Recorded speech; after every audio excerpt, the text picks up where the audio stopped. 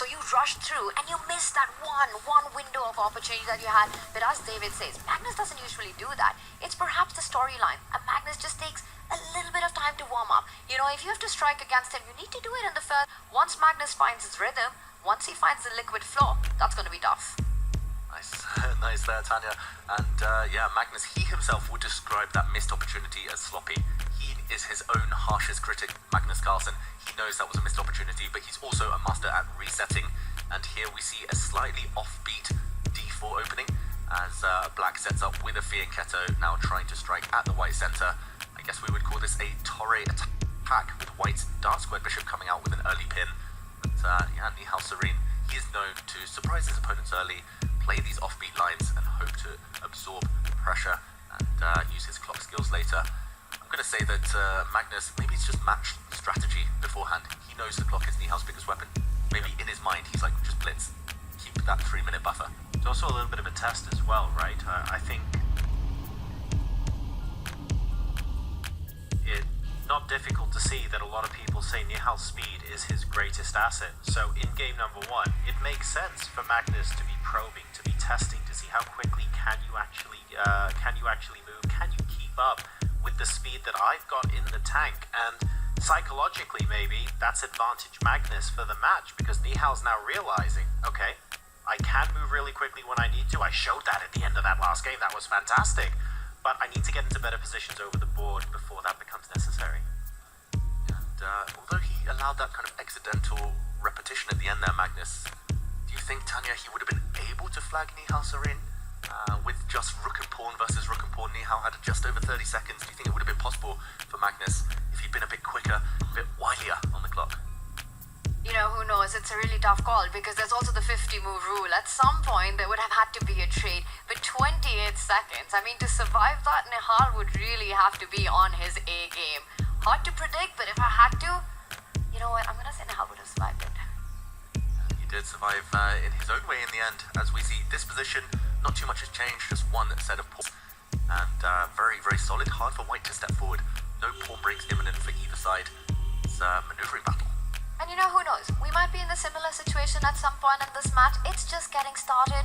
We're just in game 2. It's a best of 4. We might have some more of those crazy scrambles. Bring them on. And we do have to ask the question as well. Who do the crazy scrambles favor? Before the start of the match, we were thinking Magnus Carlsen, accuracy over the board. Nihal Sarin, when the time trouble starts, extremely quick. We've been given pause for thought. I wonder if it's nerves or something similar, where Nihal Sarin allowed Magnus Carlsen to get up to 2 minutes extra on the clock. And this was in the middle game, long before the time scrambles took place.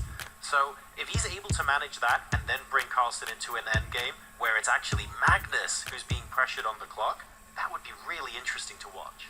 Time scrambles, I would say, David, favor Nihal Sarin, as long as the clocks are close, as long as it's a tight battle. Sure, you know, not Magnus running away with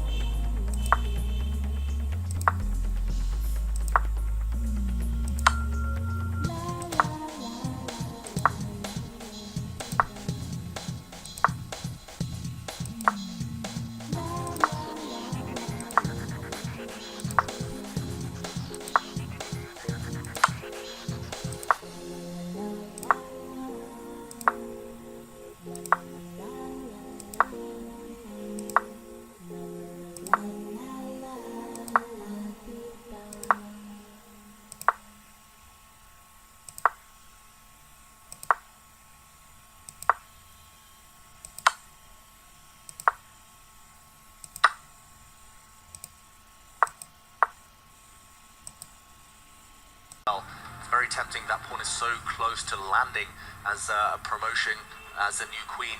But Magnus, he's calculating here. He takes with the rook instead, taking with the pawn.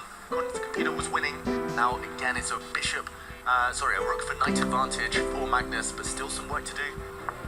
It is a winning advantage in exchange up for Magnus, but again the question, can Nihal Sarin set up a fortress as his clock goes red? He's playing on the dark squares, trying to set up that battery. The bishop lands on that central square. E5 is the big idea, threatening checkmates to Magnus Carlsen's king. How is Magnus stopping bishop E5? He offers a queen trade, Magnus Carlsen. If the queens do come off, the game will go on a lot longer, but only black can win. I think that was objectively a winning position too. Nihal deciding there's no other way. The white king otherwise would have been caught in the mating net. Here we're going to see the technical phase with the black king trying to get into the battle. This is tense. This feels like a repeat of game 1. Magnus Carlsen winning. Nihal Sarin, 39 seconds on the clock. Needs a miracle to save this one. It happened in game 1. Will it happen again? Grind is beginning. Magnus could make this last another 30 moves, but he's just looking for that one additional critical mistake. It feels like we've got a lot of nails in the coffin. We now need the final one. The black king is coming. The black king is making his way slowly towards the white pawn on f3. You need to put your pieces on light squares. When you're playing against a bishop in an endgame like this, when it comes down to time flagging, keep your pieces on the opposite color complex. But look at this. Nihal's trying to set up a blockade on the dark squares so the black king cannot pass. But it's a matter of time. White is running out of moves. The black pieces are almost optimized. Black is threatening to win the white pawn on h4, and now the black king can cross over. It's coming. It's winning for Magnus Carlsen. And there he blocks that bishop diagonal. The black king about to move forward. Magnus about to win this game as the king gets closer to that white pawn. Nihal Sarin is going to try. Don't take that bishop. That would have been a stalemate. And there we go. Magnus Carlsen wins by resignation. A small joke there, a stalemate trap, but Magnus dodges it. The world number 1 asking questions of Nihal Sarin here, saying, "You're quick with no time on the clock, but are you quick enough to find the thread that you have to push through that needle over the board?"